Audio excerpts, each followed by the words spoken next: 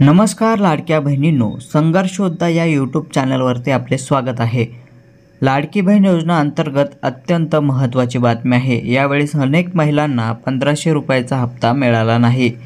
तर हा हप्ता का मिळाला नाही याचे कारण देखील आपण जाणून घेणार आहोत। यामागील सरकारने केलेली कारवाई कारणीभूत आहे।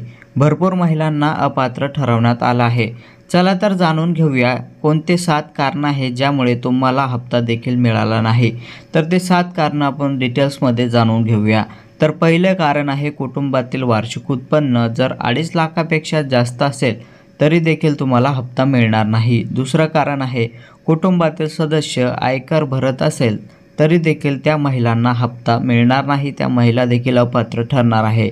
तिसरं कारण आहे सरकारी कर्मचारी, मंडळ सदस्य, पेन्शनधारक असे देखील यामध्ये अपात्र असणार आहे। फक्त 2.5 लाखापेक्षा उत्पन्न आणि कंत्राटी व स्वयंसेवक कर्मचारी असेल तोच यामध्ये पात्र ठरणार आहे।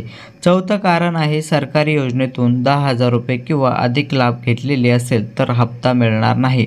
उदाहरणार्थ संजय गांधी निराधार योजना, श्रावण बाळ योजना, PM किसान लाभार्थी फक्त 500 रुपये तुम्हाला मिळतील। तर कुटुंबातील सदस्य जर माजी सदस्य, आमदार, खासदार असतील ते देखील यामध्ये अपात्र ठरणार आहे। तर 6वं कारण आहे सरकारी बोर्ड, कॉर्पोरेशन संचालक, अध्यक्ष, सदस्य असेल तरी देखील तुम्हाला हप्ता मिळणार नाही।